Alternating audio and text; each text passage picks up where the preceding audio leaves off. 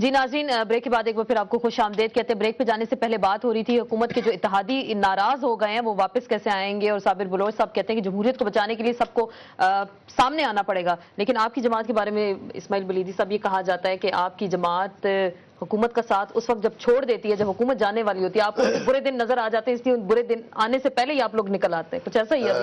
اسما، میں سمجھتا ہوں کہ آپ کی میری پارٹی کی اہمیت خود محسوس کر رہے ہیں کہ جب ہماری اتنی بڑی قوت ہے کہ جس وقت بھی ہم حکومت چھوڑیں گے، جب حکومت نہیں رہے گی تو ہمارا کمال ہے۔ 8 سیٹوں سے آپ حکومت گرا دیں۔ بالکل نا، ہمارا کمال سمجھیں نا اس کو۔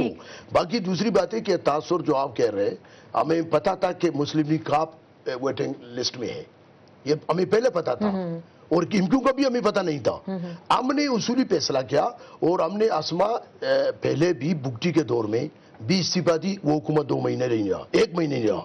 ہم نے یہ بھی میں کہتا ہوں کہ اب یہ حکومت کو سنبھالنا مشکل ہے، کیونکہ تاریخ میں یہ بات ہے کہ جب جمعیت علماء اسلام ایک افرادی قوت ہے، سیٹوں سے علاوہ پورے پاکستان میں اسٹیٹ پاور پارٹی ہے، اگر جمعیت علماء اسلام کسی حکومت میں کو چھوڑ دے گی تو اس کا مطلب ہے وہ جائے گی حکومت۔ یہ میں بالکل کہتا ہوں صابر صاحب اس کو آپ نہیں بچا سکیں گے، اور میں یہ کہتا ہوں دعوے سے کہ صابر صاحب کہہ رہے ہیں کہ جی مولانا فضل الرحمان کا زرداری صاحب سے ملاقات ہے، ملاقات اچھی بات ہے، لیکن ہم نے فیصلہ کیا ہے، اور ہم نے آپ نے پہلے کہا کہ مداخل نہ کریں، آپ نے بھی باری کا انتظار۔ آپ ملاقات کی بات کی، دیکھو میں کہہ رہا ہوں کہ وہ سیاستدان ہیں، پولیٹیشینز ہیں، مولانا صاحب کی اہمیت ہمارے پاس بہت زیادہ ہے، ہم آپ کی قدر کرتے ہیں، آپ کے پارٹی کی قدر کرتے ہیں۔ وہ تو خیر یہ تو وہ غیب کی جو نا جو باتیں ہیں وہ تو ان کو پتا ہوگا، ہمیں تو ہم یہ سمجھتے ہیں اللہ تعالیٰ کے علاوہ کسی کو پتا نہ ہو کہ کل کیا ہونے والا ہے۔ جہاں تک ہماری گورنمنٹ کا تعلق ہے جناب، اٹس اے اسٹیبل گورنمنٹ، ایک ریسپانسبل گورنمنٹ ہے، ریسپانسبل لیڈرشپ کے ہاتھ میں ہے۔ نتھنگ ول ہیپن انشاءاللہ۔ مجھے بھی موقع ملے گا، ریسپانسبل بھی ہے اور اسٹیبل بھی ہے، یہ ایک بہت بڑا کوشچن ہے۔ ووٹ پورے نہیں ہے، ووٹ پورے نہیں ہے، ووٹ پورے نہیں ہے، ووٹ سے بڑا میری بات ہے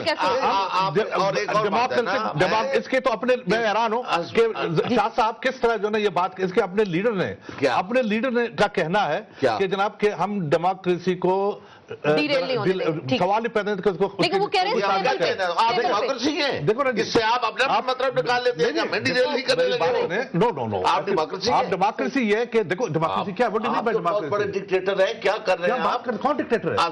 بات یہ ہے آپ نے کہا اب کیا بات کر رہے ہیں؟ آپ کو ایک بات بتاؤں، بی بی میری بات ہے، یہ سننا پڑے گا ان کو۔ میں ایک بات بتاؤں،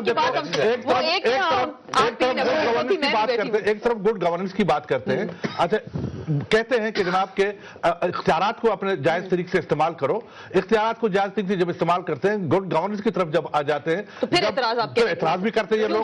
اچھا دوسری بات یہ دوسری بات میں آپ کا دیکھو ہم پر پاکستان سے اس کے عہدے پرسنل کیپیسٹی میں اور آفیشل کیپیسٹی میں اتنے سخت اتنے کرٹیسائز کیا جاتا ہے، لیکن وہ گورنمنٹ اور اتحادی۔ میری بات سنیں، ایک منٹ آسمان دیکھیں، آپ کو دنیا دیکھ رہی ہے، پوری دنیا دیکھ رہی ہے۔ اب بلوچ صاحب میرے بھائی ہیں، بزرگ ہیں، ہمارے کولیگ ہیں، اب حکومت تو یہی ہے نا، بس یہاں سے شروع ہوتی ہے اور وہ وہاں تک ختم ہوتی ہے۔ یہی حکومت ہے نا پنجاب میں آپ ہی گورنمنٹ ہے نہیں، وہ تو پنجاب کی بات جب پنجاب میں سب سے بڑا پرابلم سب سے بڑا صوبے کی طرف میں جواب دوں اگر آپ میں نے اپنا بات مکمل اصولی موقف لے چکی ہے، جے یو آئی اصولی موقف لے چکی ہے، اپنے ان کے پاس پاور نہیں۔ ابھی آپ نے کہا تھا کہ آپ کے پاس 7 ممبر ہیں، صرف 7 ممبر کی بات 8 ہیں۔ جی جی بلندی صاحب سینٹ میں آپ کے 8 ہیں اور سینٹ میں 10 ہیں۔ اچھا سینٹ میں 10 اچھا 12 سکتے ہیں، یہ لا میں نہیں کر سکتے، کوئی قانون بات نہیں کر سکتے۔ یہ آپ جو نا پارلیمنٹیرین ہیں، آپ ڈیموکریٹ ہیں، یہ اچھی بات ہے کہ آپ کہہ سکتے ہیں کہ ہم قانون سازی نہیں کر سکتے۔ قانون سازی تو آپ قانون سازی گڈیل صاحب بھی کچھ ایڈ کرنا چاہتے ہیں۔ قانون سازی تو آپ کا حق ہے، اگر آپ قانون سازی میں نہیں آتے تو ورک یور جاب۔ گڈیل صاحب تو یہ پوچھیں کہ 6 دن کے بعد آپ کیا کریں گے؟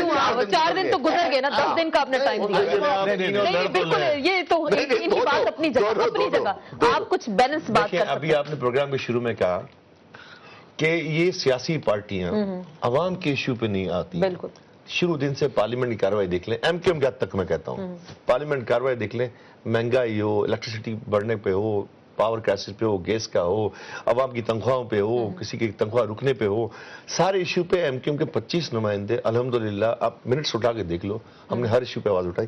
कैरिन लुगर की हमने मुखालफत की थी कोलिशन पार्टनर होते हुए, हमने एनआरओ के मुखालफत की कोलिशन पार्टनर होते हैं, क्योंकि अवाम और नास का मसला था।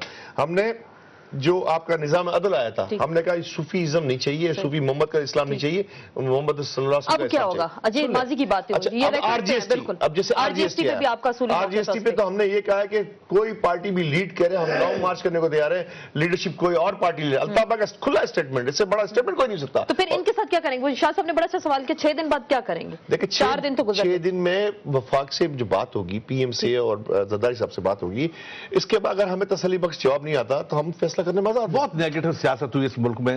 अब जो पहली दफा जो है ना, की बात है, पहली दफा देखिए मेरी बात सुनिए, आप इकोनॉमिक स्टेबिलिटी पे ला रहे हो। अरे मैं आपको चाइना का आप उनकी बात सुन लेना। इकोनॉमिक की पूरी फिगर दूं आपको जी, इकोनॉमिक की पूरी फिगर तो member of finance committee also, और मेरा बैकग्राउंड इकोनॉमिक्स एंड फाइनेंस है। नहीं तो आपको बताओ, एक बात सुने, आप ज्वाइन करें बिल्डिंग ऑफ द कंट्री के लिए। मैं बता रहा हूं आपको, जा रहे हैं मैं सियासत की बात। ये आरजीएसटी पे इनका 3 मौकफ है। पीएम साहब कहते हैं 160 अरब रुपए चाहिए, आपका सोहेल साहब चेयरमैन ऑफ इंडिया कहते हैं 40 अरब मिलेंगे हमको इससे। हिना रब्बानी एक टीवी चैनल में जाती है 22 अरब मिलेंगे।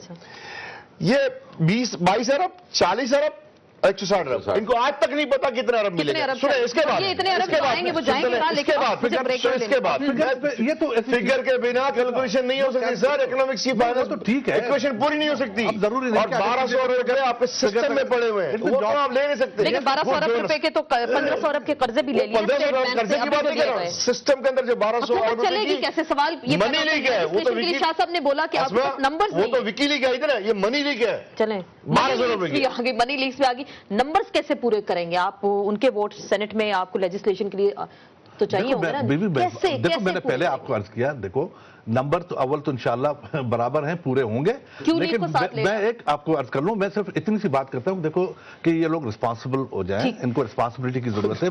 अच्छा बात ये कि अगर खुदा न खास्ता अगर कोई जो है ना बहरान आ जाए, कोई मसला आ जाए, तो उसमें लपेट सा आ जाएगी। जिम्मेदारी का मुजाहरा कौन करेगा शाह साहब? जिम्मेदारी का मुजाहरा कौन करेगा? हमेशा ये प्रिंसिपल है, उसके पर बैठा होता है वो जिम्मेदार होता है, सवारियां जिम्मेदार मुशावरत करे, और ये जिम्मेदार नहीं है फ्रॉम द डे वन।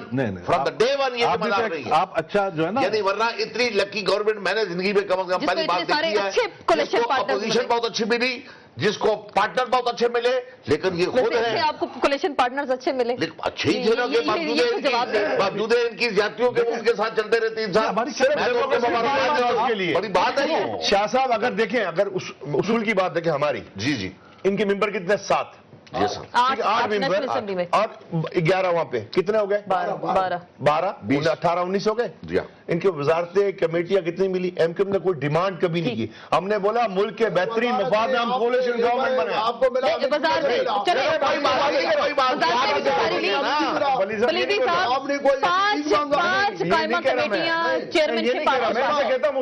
मिले, और आज भी इतनी जुल्म बर्दाश्त करने के साथ खड़े हुए डेमोक्रेसी ना हो, सिर्फ हमारा मौका। आसमा इसमें ये है, मैं समझता हूं कि ये जो डेडलाइन दिया है इमक्यूम ने 10 दिन का, इसने गलती किया है।